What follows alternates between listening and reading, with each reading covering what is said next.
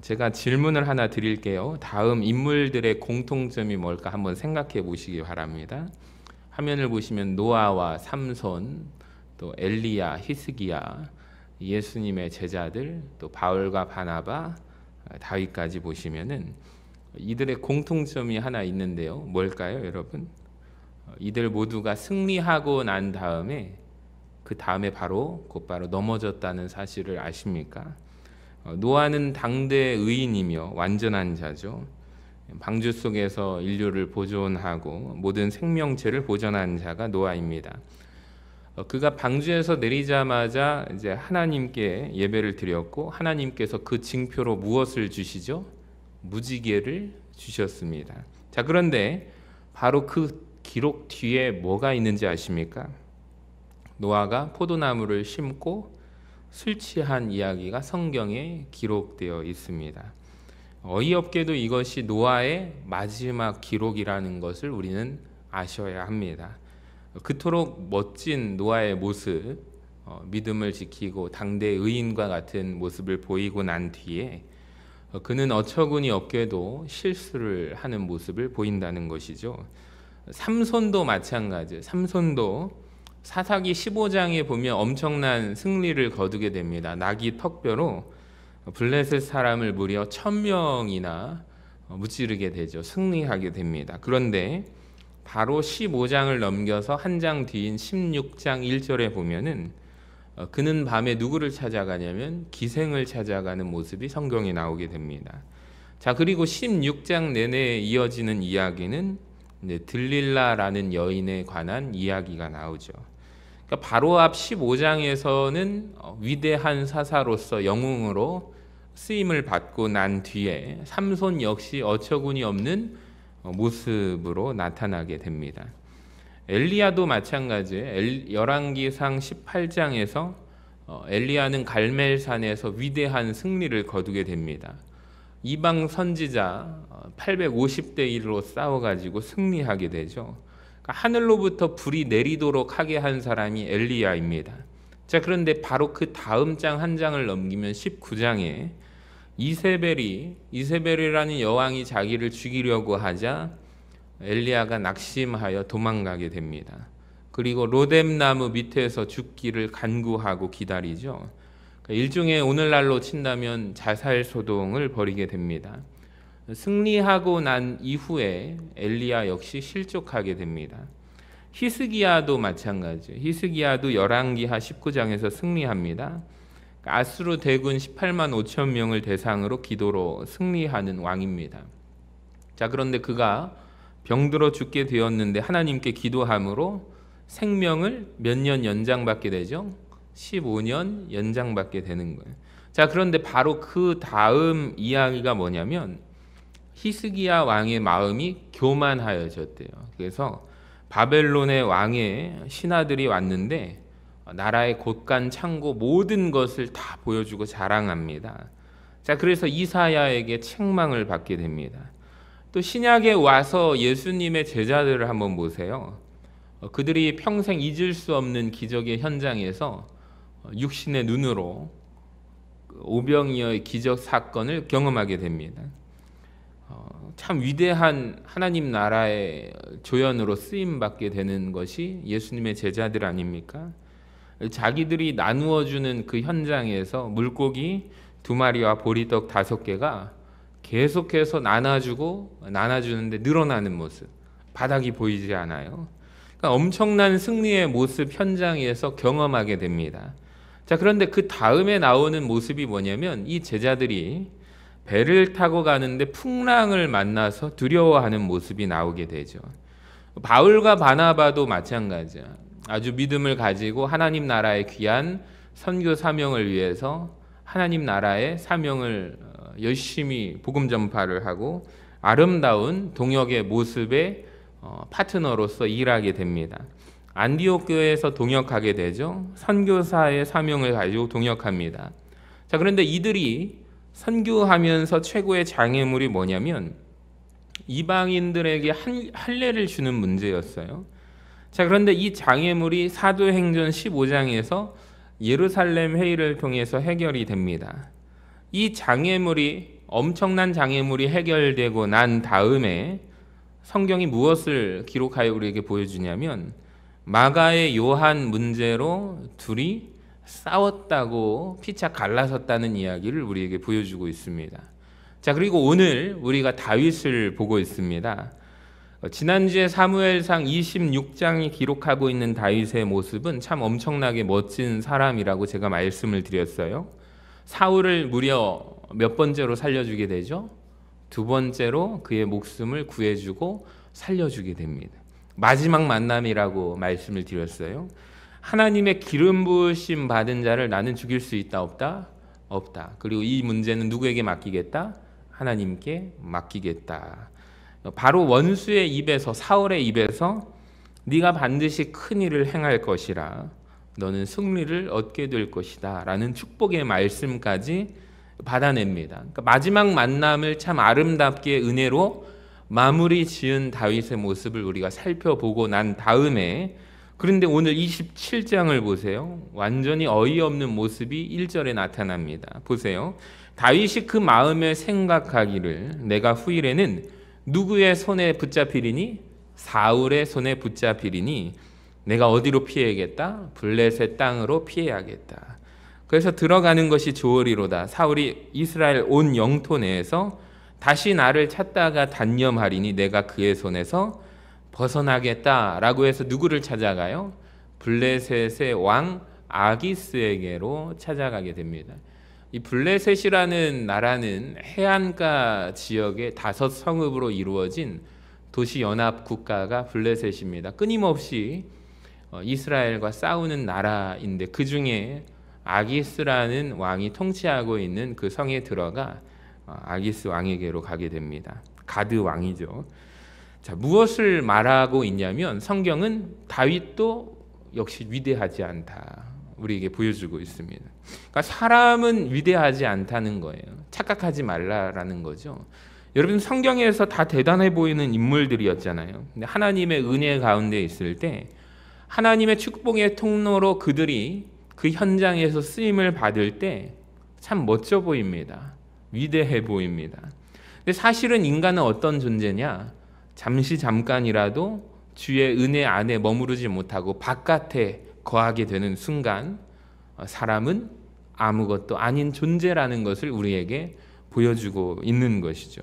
그래서 첫 번째로 저는 우리가 은혜 안에 있어야 한다는 것을 강조하고 싶습니다. 여러분, 사람은 누굽니까? 잠시 잠깐 승리할 수는 있지만 주님의 은혜를 잠깐만 놓칠지라도 이렇게 취해질 수밖에 없는 모습을 보이는 것이 우리 인간이라는 것입니다. 설교 후에 부를 찬양이 은혜 아니면 오직 예수뿐이라는 찬양인데요. 한번 가사를 보여주시겠습니까? 은혜 아니면 우리는 살아갈 수가 없습니다. 호흡마저도 누구 것일 거예요? 주님의 것이. 그래서 선교 여행 중에 사도 바울이 이런 권면을 해요. 사도행전 13장 43절을 읽어봅시다. 시작. 항상 하나님의 은혜 가운데 있으라 권하니라. 아멘. 그러니까 우리가 지난주일 예배에서 승리했다고 해서 오늘 저와 여러분이 방심해서는 돼요, 안 돼요? 안 되는 것이죠. 그러니까 어제 내가 승리했다고 오늘 승리한다는 보장이 없습니다. 오늘 넘어질 수도 있는 거예요. 그러니까 날마다 우리가 구해야 될 자세는 뭐냐면 주님 앞에 하나님의 은혜를 간구하시기를 바랍니다. 그러니까 오늘도 이 자리에 나온 이유가 내가 주님 은혜 아니면 살아갈 수가 없는 존재라는 것을 여러분 하나님 앞에서 고백하고 결단하며 나아가는 우리 모두가 되시기를 바랍니다. 다윗이 왜 이렇게 어이없는 결정을 하게 되었을까요? 1절을 잘 보시면은 다윗이 그의 마음에 생각하기를 내가 결국에 이러다 누구한테 붙잡히겠구나? 사울에게 붙잡히겠구나. 다윗이 그 마음에 뭐 했대요? 생각했다라는 것입니다. 바로 앞 26장에서 다윗은 기도했잖아요. 근데 오늘은 기도하는 모습은 없고 생각하는 모습이 나옵니다. 왜 갑자기 다윗이 이런 생각을 했을까요? 한번 우리가 묵상해 봅시다. 충분히 이해할 수 있습니다. 성경학자들에 의하면 지금 현재 다윗의 시점은 광야 생활한 지 몇 년 차인지 아십니까? 8년 차를 겪고 있다고 합니다. 그러니까 말이 8년이잖아요. 엄청난 기간이에요. 긴 시간입니다. 8년이라는 시간을 통해서 누구를 피해 다녔어요? 사울을 피해 다녔어요. 잠은 제대로 잤을까요? 마음 놓고 발 뻗고 잤을까요? 그러다 죽습니다. 자기 혼자만 있는 게 아니라 자기가 챙겨야 할 식솔들이 있잖아요. 그러니까 문제는 뭐냐면 앞으로도 이 광야의 시간이 지금 8년 차인데 지금 끝난다는 보장이 없습니다. 얼마인지 지속될지도 모르겠어요. 그러니까 사울을 2번이나 용서했는데 바뀐 게 있어요, 없어요? 없습니다. 현실이 그대로예요. 바뀐 건 하나도 없어요. 기도했지만 바뀐 게 없습니다.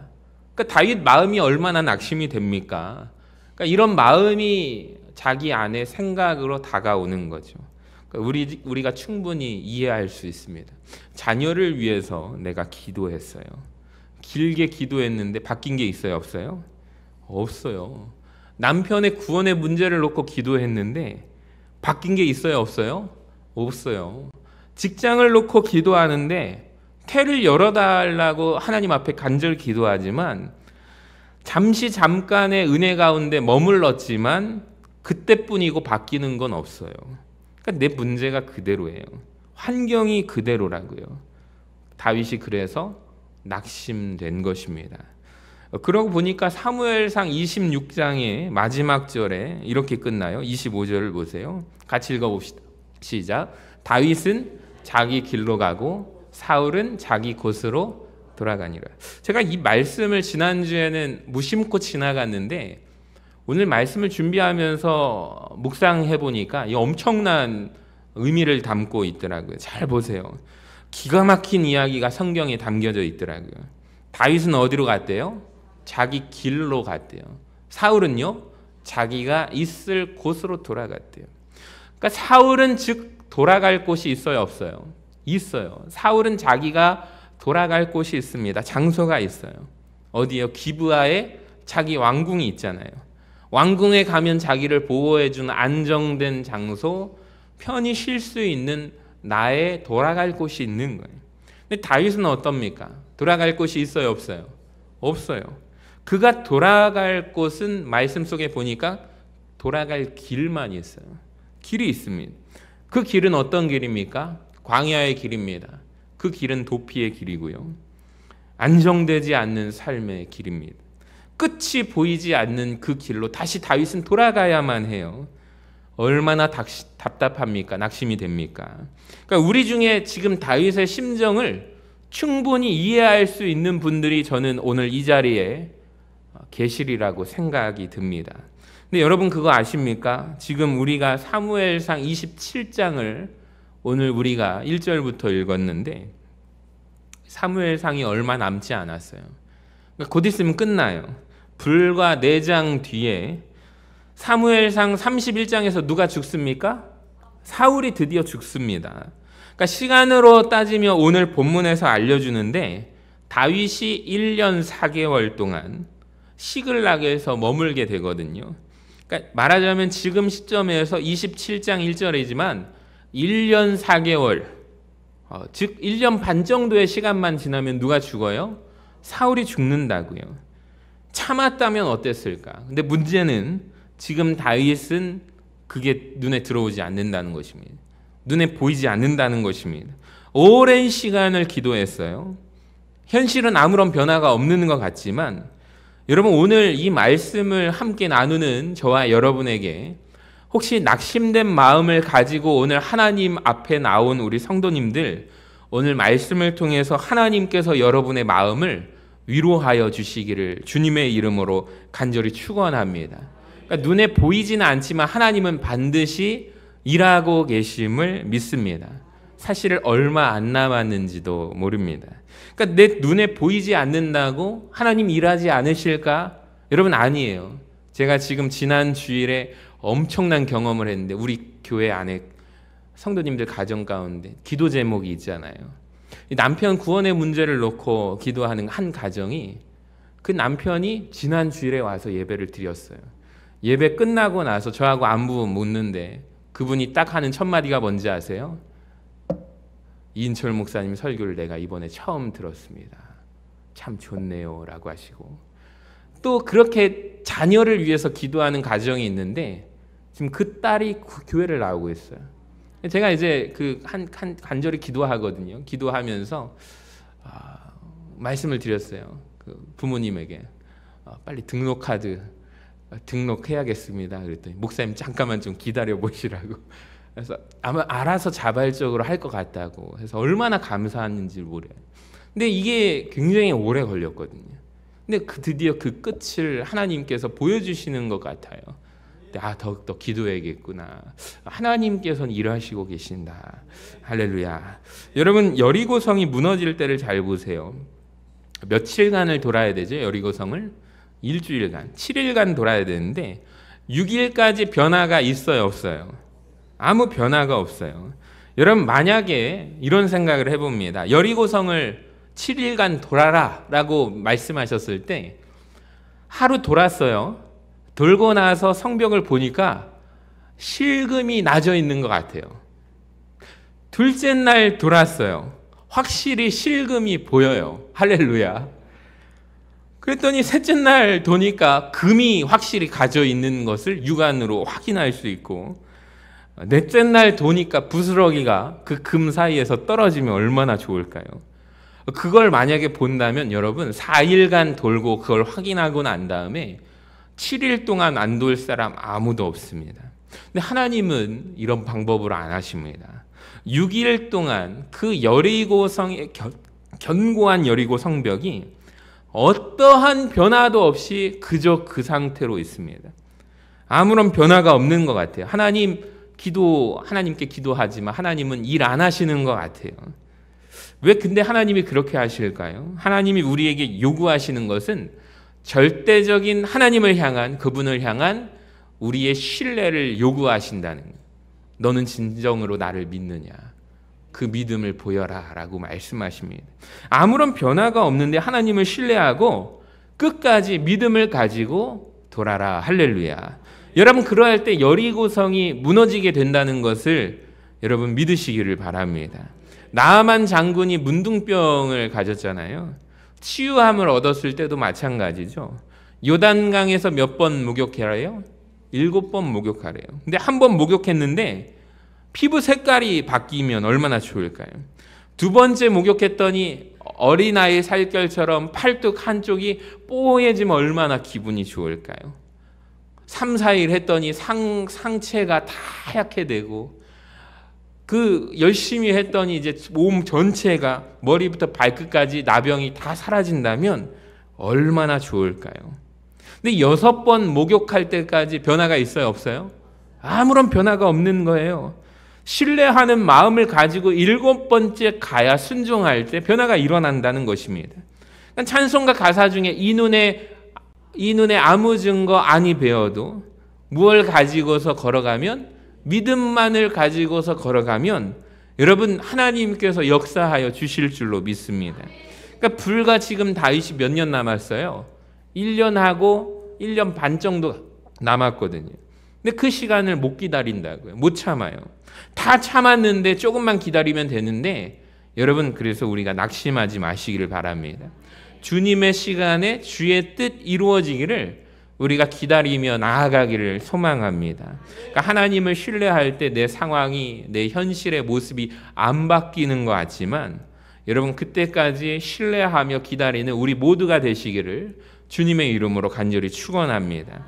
세 번째로, 마지막으로 저는 생각을 조심할 것을 말씀드립니다. 같이 읽어볼까요? 시작. 생각을 조심하라. 다윗이 기도하지 않았어요. 다만 생각을 했습니다.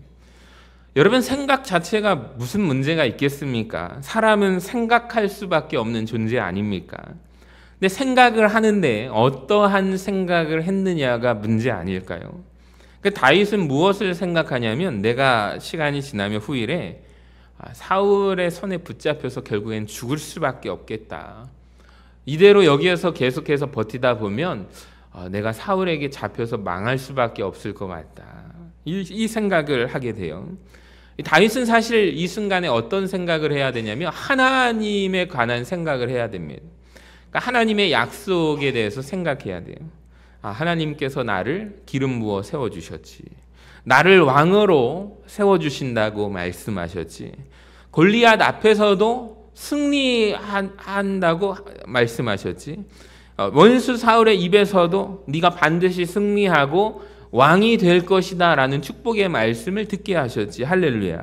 그러니까 다윗의 문제가 뭐냐면 하나님의 말씀이 생각나요, 안 나요? 하나도 생각나지 않는다는 데 문제가 있습니다. 여러분, 우리 생각을 점검하시기를 바랍니다. 우리 생각은 사실 전쟁터입니다. 수없이 많은 생각이 들어오기도 해요. 근데 내가 생각하고 결단하고 다짐했지만 옆에서 막 흔들어 제끼면은 여러분 버틸 사람 사실 없습니다. 그런데도 심지가 굳게 서서 흔들리지 않고 요동하지 않는 사람은 대단한 거죠. 근데 믿음에 관해서는 더 그럴 것입니다. 여러분, 내가 결단하고 내가 생각하고 다짐했어요. 근데 옆에서 막 흔들 때 막 초심을 잃어버리고 그래 하면서 가는 사람은 뭐라고 하죠? 귀가 얇다라고 우리가 표현을 하잖아요. 그러니까 우리가 생각을 지키지 못하는 것을 의미하는 거예요. 수없이 많은 생각이 우리에게 들어옵니다. 다른 사람에게 들었을 때 대화를 하다 보면 그 사람의 말을 통해서 또 다른 생각이 들어오는 거예요. 그러니까 생각을 우리가 점검하고 조심하셔야 됩니다. 무엇을 생각해야 하느냐? 하나님의 말씀을 생각해야 합니다. 그것이 승리하는 길인 줄로 믿습니다. 창세기 22장을 보면 여러분 성경에서 제일 어려운 장면, 이해하기 어려운 힘든 사건이 하나 나와요. 하나님께서 아브라함에게 아들을 주셨죠. 100세에 얻은 아들 이름이 뭐예요? 이삭이에요. 얼마나 이뻐요. 애기들 보면은 참 예쁘지 않습니까? 근데 그 독자 이삭을 하나님께서 바치라 라고 하십니다. 이삭을 바치래요. 이게 말이 됩니까? 하나님께서 주셨는데 줬다가 다시 뺏는 게 어디 있습니까? 근데 성경에 분명히 하나님께서 뭐라고 하시냐면 아브라함을 시험하셨다. 따라합시다. 아브라함을 시험하셨다. 그러니까 영어로 여기 부분을 성경에 보니까 테스트 하셨대요. 시험하셨대요. 여러분 인생을 사시면서 시험 많이 보시죠? 시험 보는 거 좋아하는 사람 있어요? 없어요? 없어요. 둘째가 하도 노는 것 같아서 제가 지난주에 50문제를 풀으라고 했어요. 수학, 과학 50문제 풀으라고 했더니 막 너무 좋아가지고 춤을 춰요. 하기 싫다는 거죠. 몸부림을 치는 거예요. 아빠는 갑자기 50문제 숙제를 내더니 진짜 풀으라고 하네. 그래서 풀어. 이거 풀어야 돼. 그랬더니 막 기쁨에 몸부림을 치는 줄 알았더니 싫다는 몸부림을 친 거예요. 결국에 풀었어요. 시험 보는 거 좋아하는 사람 아무도 없구나. 아빠도 시험 보는 거 참 싫어했다. 근데 어떻겠느냐. 너의 실력을 테스트해야 되니까 풀어야 되지 않겠느냐 해서 풀겠다고 해가지고 풀었어요. 내일 채점 해보려고 합니다. 그래서 50문제 다 풀었는데 여러분 인생을 살아가면서 시험 우리 어렸을 때 한번 생각해 보세요. 시험 볼 때 어떻습니까? 문제마다 난이도가 다르죠. 이런 문제 나오면은 누워서 떡 먹기 이런 문제 나올 때 있잖아요. 그러니까 그 말은 나도 풀 수 있다는 것은 누구도 풀 수 있는 거예요? 모두가 풀 수 있는 문제인 거예요. 그러니까 쉬운 문제라는 거죠. 머리 싸매고 근데 핵심 뭐 알짜 뭐 이런 표현 돼 가지고 심화, 난이도, 뭐 상 뭐 이런 거 있어요. 막 별표 5개 돼 있는 문제들. 머리를 부여잡고 쥐어 뜯어야 계속 고민해도 풀 수 없는 문제가 있어요, 없어요? 있어요.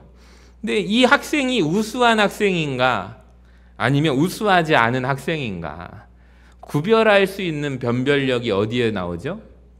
어려운 문제를 풀어내느냐, 풀지 못하느냐.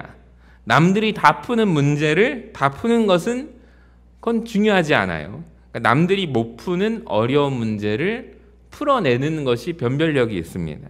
그러니까 오늘 하나님께서 아브라함에게 어려운 문제를 진짜 주신 거예요. 여러분 정답이 뭐예요? 하나님께서 원하시는 것은 독자 아들 이삭을 바치는 겁니까? 아브라함의 순종의 마음을 보시는 것입니까? 순종을 보는 거죠. 그러니까 아들이 아니라 아브라함의 순종이 정답입니다. 그러니까 우리는 이미 정답지를 알고 있는 존재들입니다. 답안지를 받잖아요. 근데 아브라함 입장에서 보면은 시험을 지금 앞둔 아브라함 입장에선 정답을 몰라요. 아브라함이 결국에 문제를 어떻게 푸느냐? 생각합니다. 며칠간 생각할까요? 3일간을 생각을 합니다. 자, 히브리서 11장 19절을 같이 한번 읽어봐요. 시작. 그가 하나님이 능히 이삭을 죽은 자 가운데서 다시 살리실 줄로 생각한지라. 생각해서 아브라함이 그 시험을 풀어냅니다. 자, 그런데 지금 19절을 읽었잖아요. 히브리서 11장 18절은 부연 설명을 이렇게 해요. 어떤 생각을 했냐면 그에게 아브라함에게 하나님께서 이미 말씀하신 것이 있어요. 아브라함아, 너의 자손이라고 칭할 자는 누구로 말미암아? 이삭, 독자 아들 이삭, 백세에 주신 하나님의 그 아들 이삭으로 말미암아 너의 자손이라 칭할 것이다 라고 하나님 말씀하셨어요. 자, 이 말씀을, 오래전 하신 말씀을 누가 생각해내요? 아브라함이 하나님 말씀을 생각해냅니다. 하나님께서 과거에 분명히 이삭을 통하여 나에게 많은 자손을 주시마 라고 약속하셨는데 왜 이런 지금 명령을 주셨지? 왜 아들을, 독자 이삭을 죽이라고 하셨지?